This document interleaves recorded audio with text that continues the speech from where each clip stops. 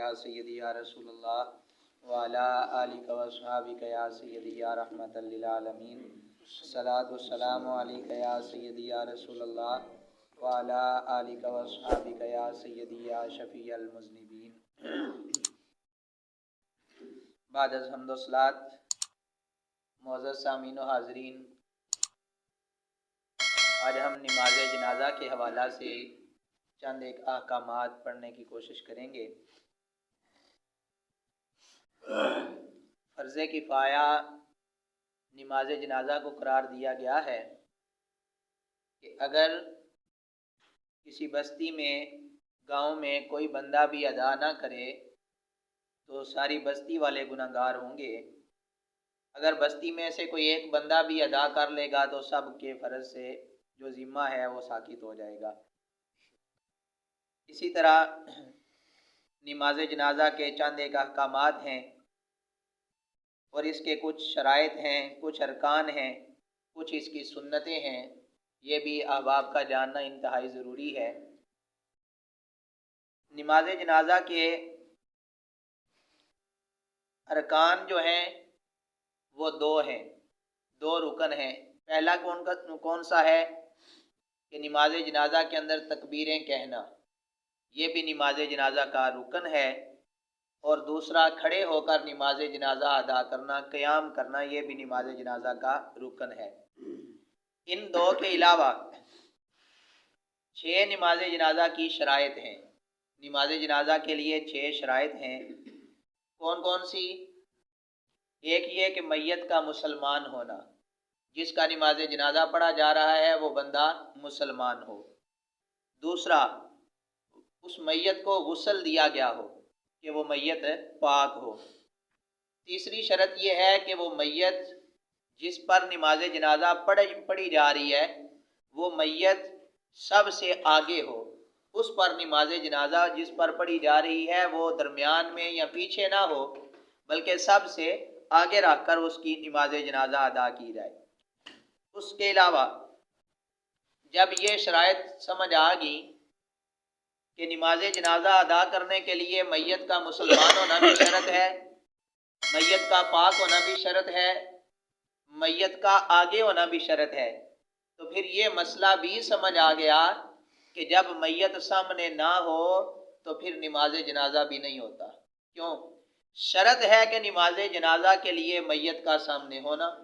तो गायबाना नमाज जनाज़ा जो अदा की जाती है उसका फ़िक़्ह हनफ़ी के अंदर, शरीयत के अंदर कोई तसव्वुर ही नहीं, क्योंकि जब शर्त ही नहीं पाई गई तो फिर मशरूत भी नहीं पाया गया।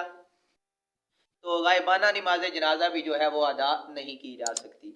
इसी तरह जिस पर नमाज जनाज़ा अदा की जा रही है वो मैयत मुकम्मल सामने हो या फिर किसी सूरत की बुनियाद पर एक्सीडेंट हुआ तो वो सारे उसके आज़ा टुकड़े टुकड़े हो गए माज़ल्ला, या कोई इस तरह की नागहानी आफत पड़ी तो जिस्म जो है वो सारे का सारा इस तरह कट गया, तो उसके लिए क्या हुक्म है?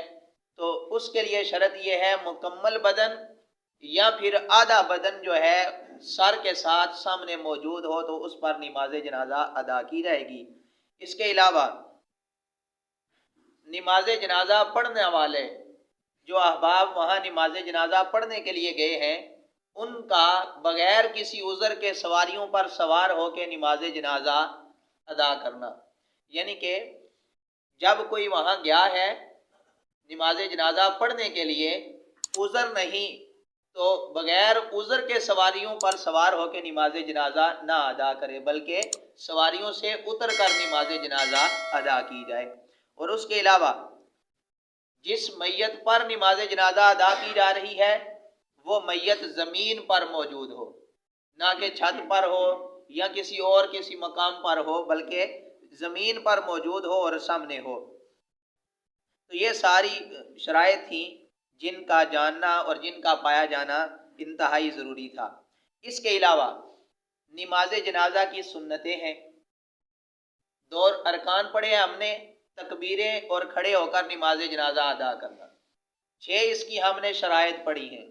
मैयत का मुसलमान होना, मैयत का पाक होना, मैयत का आगे होना, میت کا جو ہے سارے کا سارا سامنے ہونا، یا پھر اگر جسم کٹا ہوا ہے تو آدھا یا آدھے سے زیادہ سر کے ساتھ سامنے ہونا۔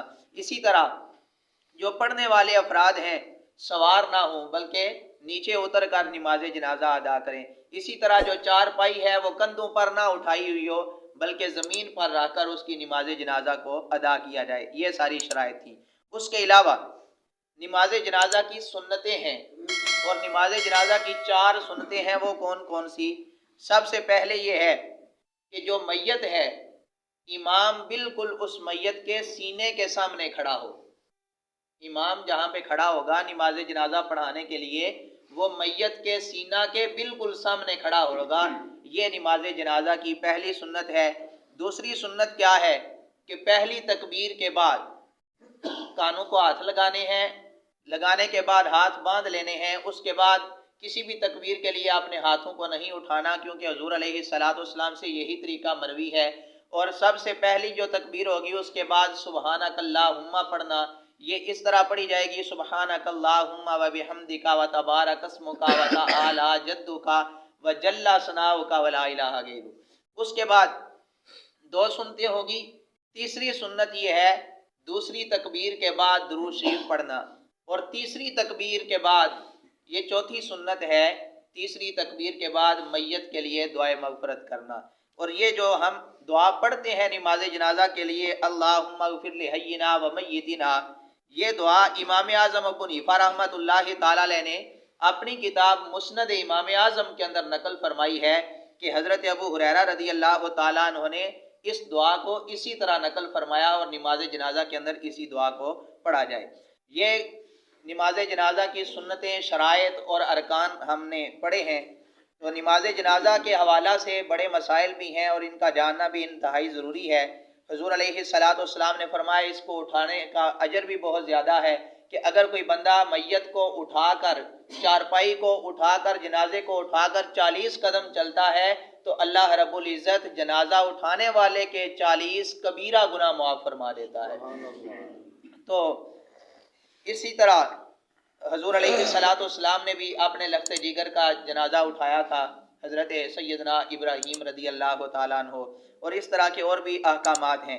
اب بنیادی طور پہ مسائل جن کا جاننا ضروری ہے وہ 1-2 میں مسائل عرض کرنا چاہتا ہوں۔ پہلا مسئلہ یہ ہے کہ نماز جنازہ ایک بار ادا کرنے کے بعد دوبارہ ادا کرنی چاہیے یا نہیں ادا کرنی چاہیے۔ مثال کے طور پہ کوئی عزیز ہے، وہ بیرون ملک فوت ہو گیا، وہاں بھی نماز جنازہ ادا کر لی گئی، یہاں بھی ادا کر لی گئی، تو اس کا کیا حکم ہے؟ تو اس کا حکم یہ ہے کہ فرض کفایہ ہے۔ فرض کفایہ نماز کا اعادہ نہیں ہوتا، بار بار نماز نہیں ہوتی۔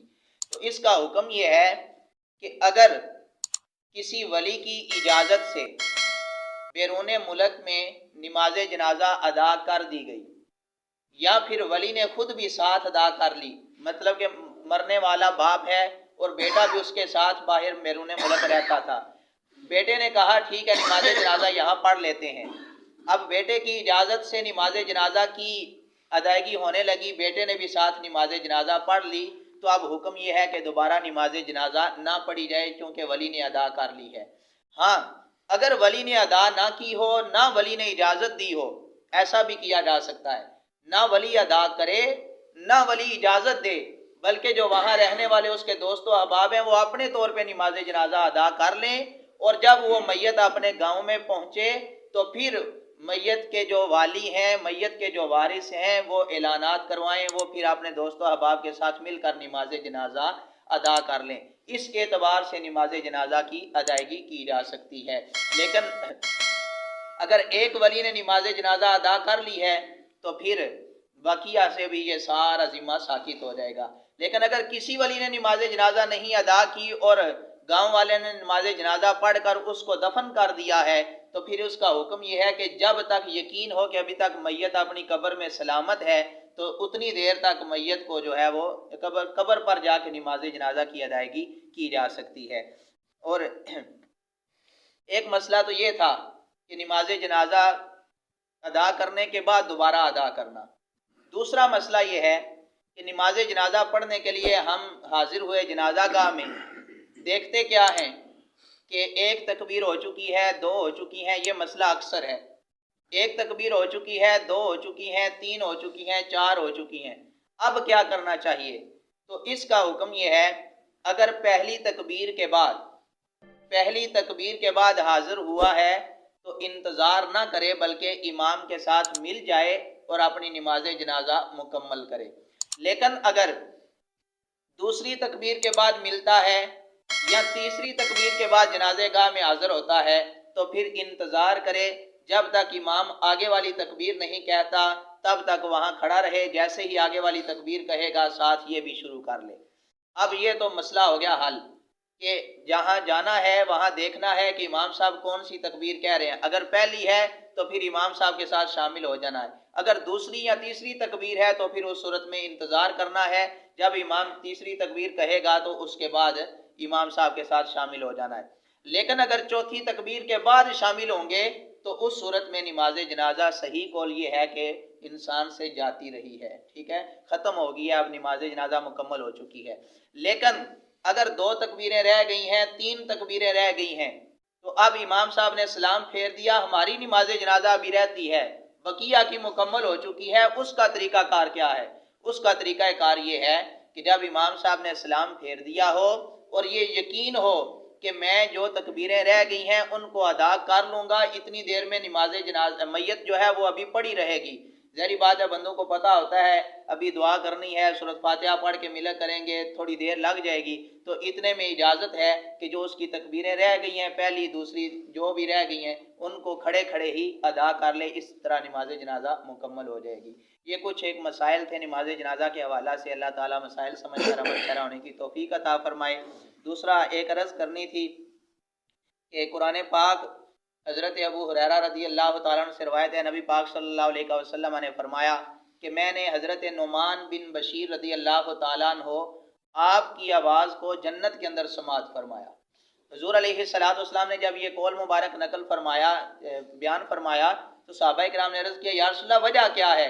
تو آپ نے فرمایا نعمان بن بشیر قرآن سے پیار کرتے تھے، قرآن سے محبت کرتے تھے، جو قرآن پڑھتے تھے ان سے بھی محبت کرتے تھے، تو حضرت نعمان بن بشیر کو اللہ تعالیٰ نے اتنا مقام اور درجہ عطا فرمایا۔ آپ کی اسی مسجد میں بھی بالاختصار آپ کی اس مسجد کے اندر بھی حافظ صاحب علامہ صاحب قرآن پاک سنا رہے ہیں، سن بھی رہے ہیں، آپ احباب بھی ماشاءاللہ بڑے ذوق سے قرآن پاک کی سماعت کرتے ہیں، ایک لفظ کا بھی کوئی بدلہ نہیں دے سکتا۔ آپ احباب جیسا ہو سکے، جتنا ہو سکے بڑھ چڑھ کر احباب کی حوصلہ افزائی کی جائے، قرآن کا بدلہ نہیں ہوتا، نہ ہی قرآن کا اجر ہوتا ہے، یہ اپنے طور پہ حوصلہ افزائی ہوتی ہے، جتنی ہو سکے جج امنیر سے رابطہ کر کے یہ بھی کرنی چاہیے۔ اللہ تعالیٰ عمل کی توفیق عطا فرمائے۔